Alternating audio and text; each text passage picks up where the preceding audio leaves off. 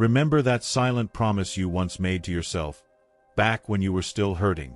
When you swore you'd never become like the one who broke you. Well, life moved on, the world hit hard, and without noticing, you started shaping yourself around the very pain you wanted to destroy. This video is a mirror. But not just any mirror, it's the kind that shows the truth you've been avoiding. We're going to peel back the layers of self-deception, face the discomfort, and uncover whether what you call strength is actually just emotional numbness in disguise. Because maybe, just maybe, you've become what you once swore to destroy. And that has to stop. Self-abandonment isn't growth. And if you don't wake up, you'll keep going through life calling evolution what's really just an emotional shutdown. This video is for those who are ready to become whole again. To be whole is more than looking strong. It's having the courage to look your own shadow in the eye and say, I see you, but I am not you. It's stripping away the performance, the fear of being fragile, the need to look untouchable. Because true strength doesn't lie in not feeling, it lies in loving, even after you've bled. You grew up with anger.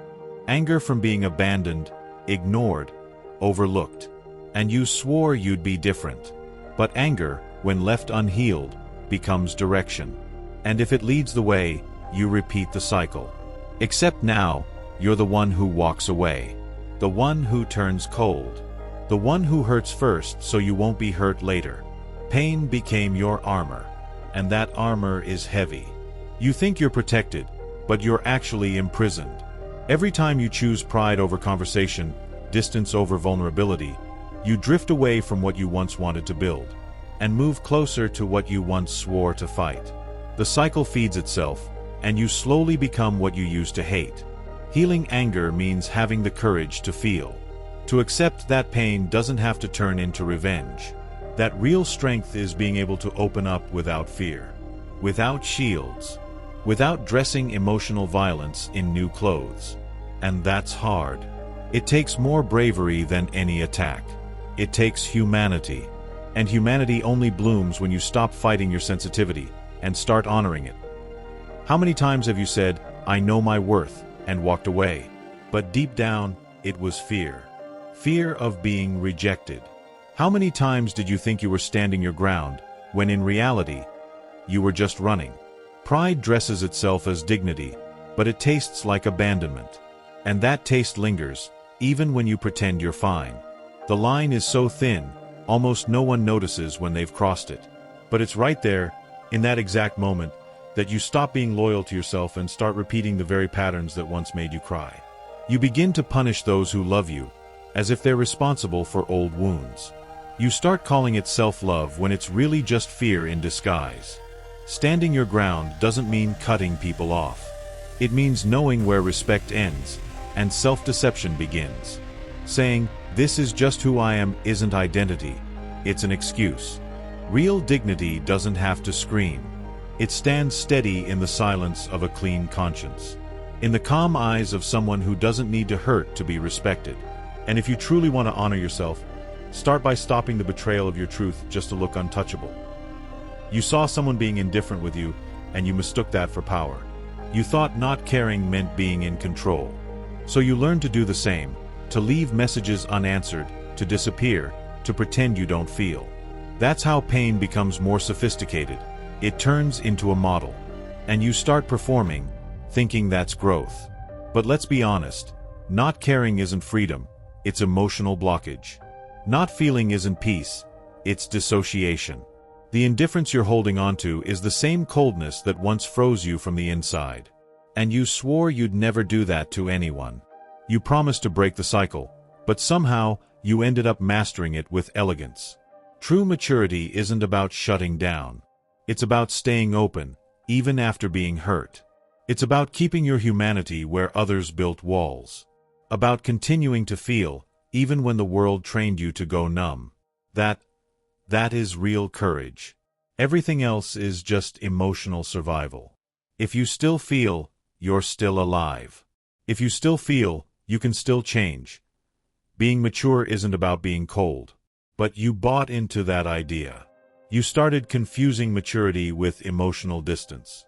You began to think that giving in is weakness. That being intense is too much. That apologizing is lowering yourself. And in the process, you killed everything that was once real in you. This is the most convincing lie that pain tells. It makes you believe that to feel is to be wrong. That showing affection is exposing yourself too much. So you shut down, and you call it growth. But deep inside, there's just a heart begging to be seen, loved, and understood. A muffled cry asking to be heard by the version of you that existed before you hardened. True maturity is being able to look within and admit, I was acting just like the one who hurt me. And from that place, change. Come back to yourself. Return to who you were before the world taught you to silence your truth. It's about having the boldness to crack the shell and feel again, even if it hurts. Because those who still feel, still have hope. And hope is the spark behind every inner revolution. Everyone reaches a point where they have to choose. Keep surviving, or start truly living. That point is quiet. It's a glance in the mirror, a conversation you've been avoiding, that one day when you finally get tired of being armor. It's when you realize that, to move forward, you need to let go of the version of yourself you became just to survive. You can keep blaming the past, the people, the trauma. But you can't stay a prisoner forever. The pain you went through doesn't justify the pain you now choose to pass on. The breaking point is when you decide to stop the cycle. When you realize that repeating the pattern is becoming an ally of what once broke you. And breaking the cycle means having the courage to unlearn what life beat into you. It means rebuilding yourself, learning to feel again, to trust, to be vulnerable without fear. Because you weren't born to repeat what hurt, you were born to heal what almost killed you. That's the moment you stop surviving and start living.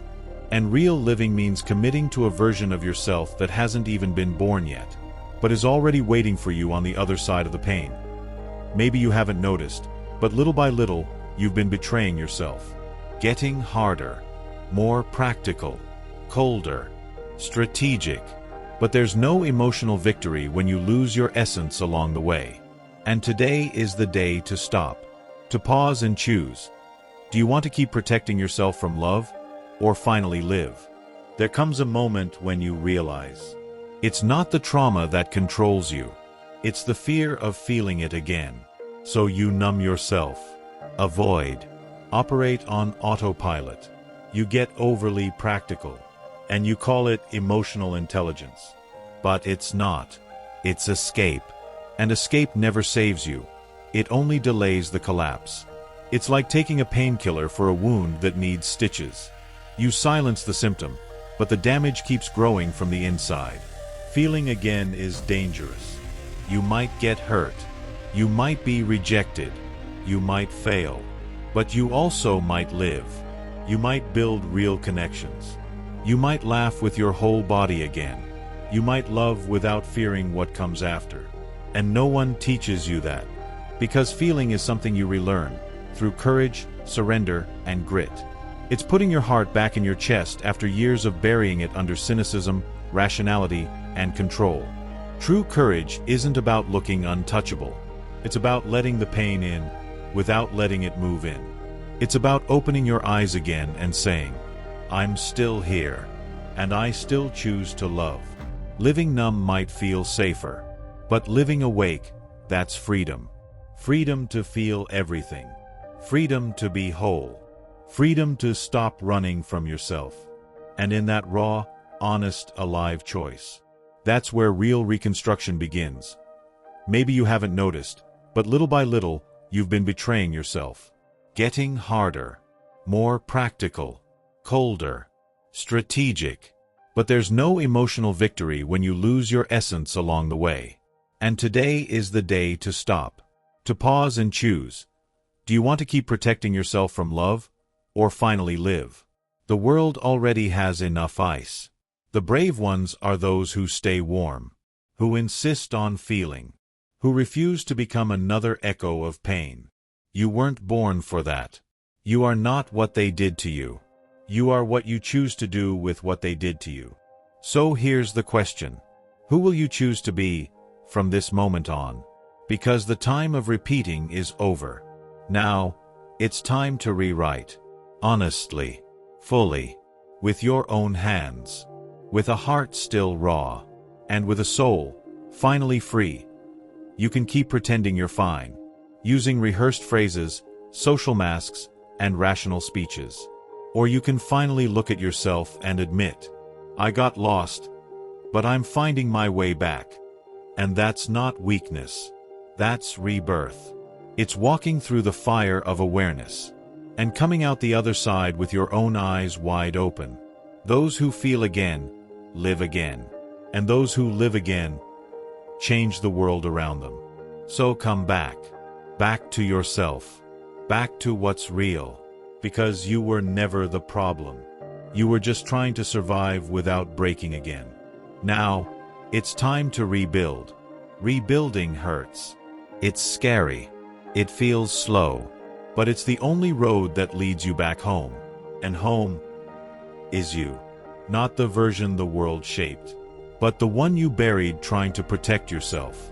That version feels, cries, vibrates, loves, trusts, and it's knocking at the door of your soul, begging for a chance to exist without shame. You can ignore it and stay functional. Or you can answer the call and finally be free. Freedom was never the absence of pain. It's always been the presence of truth. And maybe, just maybe, your truth has been waiting for you to stop running and start coming home.